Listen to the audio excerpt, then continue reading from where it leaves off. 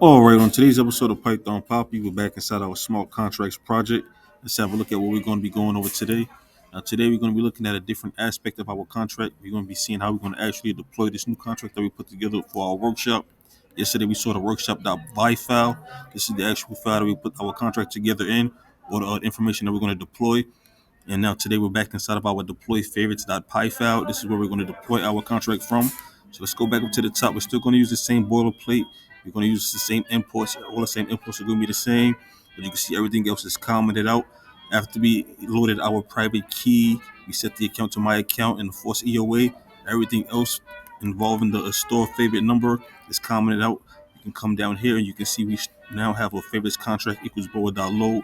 This time we're going to be loading our workshop.vy. You can see here, this is the information we're going to be loading into our contract. We're going to say starting bull equals favorites contract.retrieve. We're going to retrieve the information from this workshop.vy file. Then we're going to print f string starting boolean value is. And then we're going to starting boolean. And again, if you recall yesterday, our starting bool was true, so that should print out true. And then we're going to say print storing boolean value. This is how we're going to store a new boolean. We're going to say favorites contract.store. We're going to store our new boolean here, false. And then we're going to say new bool equals favorites contract.retrieve. We're going to retrieve that new boolean that we just stored. We're going to say print f new boolean value is new bool, and that should give us false. Now this is what it looks like the last time I run it. So this is old information. So what I'm going to do is I'm going to run it for you again tomorrow so you can see what the results look like live inside of the terminal. So stay tuned for that.